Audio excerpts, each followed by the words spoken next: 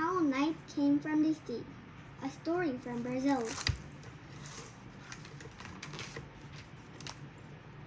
Long, long ago, at the very beginning of time, when the world has just been made, there was no night.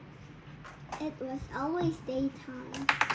No one had ever heard of sunrise or sunset, starlight or moonbeams. There were no night creatures such as owls and tigers, and no night flowers that secretly opened their petals at dusk.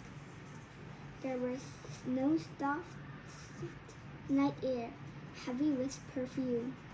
Sunlight always filled the sky. The light jumped from the coconuts at the top of the palm trees, and it gleamed from the backs of the alligators waiting at the edge of the sea. Everywhere was only sunlight and brightness and heat. In that time, the great African goddess Imanja dwelt in the depths of the sea, and Imanja had a daughter who decided to marry one of the sons of the earth people with sorrow and longing. The daughter left her home in the deep ocean and came to live with her husband in the land of daylight. Imanja's daughter loved her husband, and she loved the magic of daylight that he showed her. The shimmering sand of the beach, the rows and rows of cocoa and sugarcane baking in sunlight, and the sparkling jewels and the feathered costumes worn in harvest festivals. But with time, the light became too bright and hard for Imanja's daughter. The sight of the workers bent over in the fields the day after day hurt her eyes and her heart. And finally, even the brilliant colors worn by the dancers at the festivals burned through her drooping lids. Oh, I wish night would come, she cried.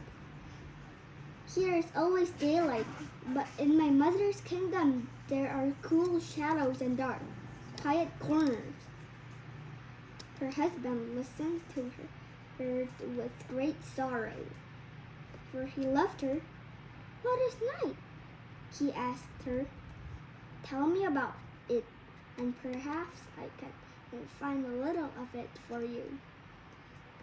Night, she said, is like a quiet after crying or end of the storm. It is a dark, cool blanket that covers everything. If only we could always have a little of the darkness of my mother's kingdom to rest our eyes some of the time.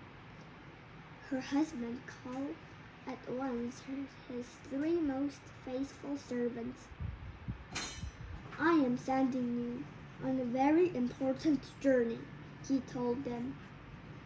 You are go to the kingdom of Imanja, who dwells in the depths of the seas. You must beg her to give you some of the darkness of night, so that my wife will stop longing to return to her mother's kingdom and will able to find happiness and land with me. The three servants set forth. After a long, dangerous journey through the surging waves of the ocean, over the cliffs of underwater sand, and past the razor-sharp reefs of coral, they arrived at the palace of Imanja. Throwing themselves at the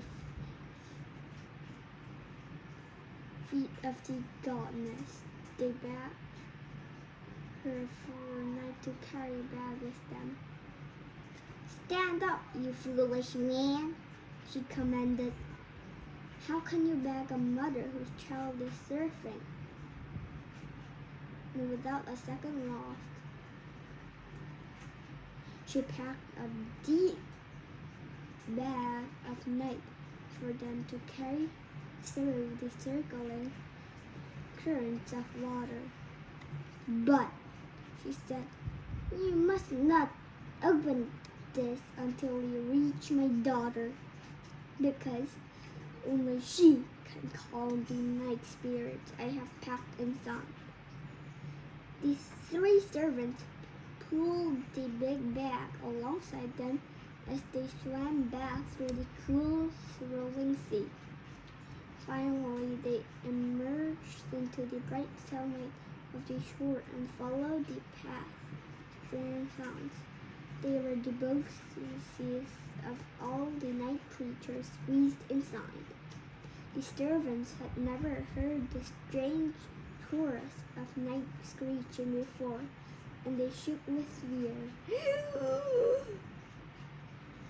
The first servant stared at the screaming bag of voices and began to tremble.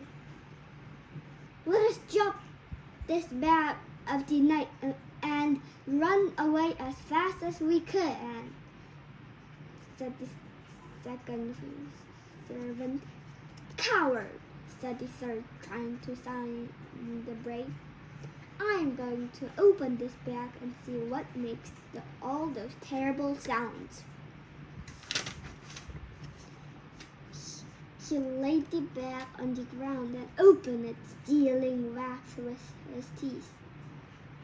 Out rushed the night beasts, the night birds, and all the night insects. Out jumped the stars and the moon. The servants ran terrified to the jungle. But servants were in luck, because Imanja's daughter was standing at the shore, waiting and waiting for their return. Ever since they had set out on their journey, she had stood in ice with her hand and praying for the darkness, and she was still standing in that spot when the servants let night escape. Night has come at last, she cried as she saw the blue-black shadows gathered on the horizon. I greet you, my kinship spirits. And when she spoke, the night spirits were suddenly calmed,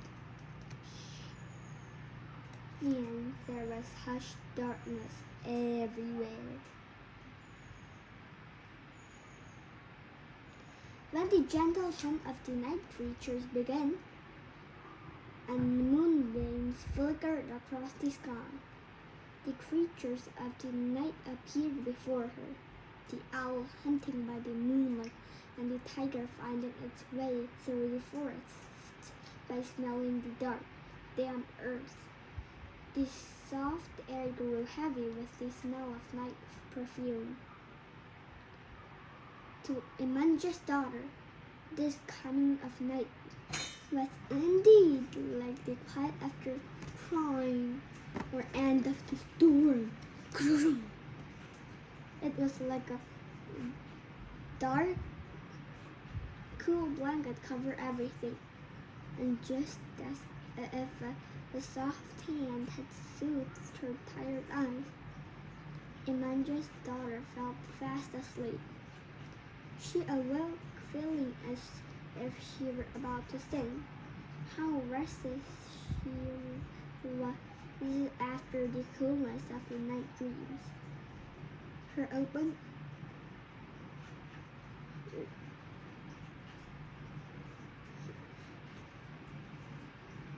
Her eyes opened wide to the brightness of the glistening day, and in her heart, she knew she would find peace, and her husband would land. And so, to celebrate the beauty of her new home, Imanja's daughter made 3 gifts. To the last bright star still shining above the palm tree, she said, "Glittering star, from now on you'll be our sign that the night is passing. You shall be called the morning star, and you will announce the birth of each day." To the rooster standing by her, she said, "You shall be the watchman of the night. From this day, your voice will warn us that the light is coming." And to the birds all about her, she said, "You're singing birds. You shall sing your sweetest songs at this hour to announce the dawn of each day." To this day, the gift of Imanja's daughter helps celebrate each new sunrise. In Brazil, the early morning is called madrugada. As the madrugada slides onto the horizon, the morning star rises in the sky as queen of the dawn. The rooster announces that they approach to the sleeping birds, then sing their most beautiful songs. And it's also true that in Brazil, night leaps out quickly like a bullfrog, just as it leaped quickly out of the bag in the puddles at dusk. And as they do, the owl and tiger begin their hunt for food. The beasts and birds and insects of the night begin to sing their gentle chorus. And when the dark, cool blanket of the night covers everything, the people of Earth take their rest. Thank you. Bye-bye.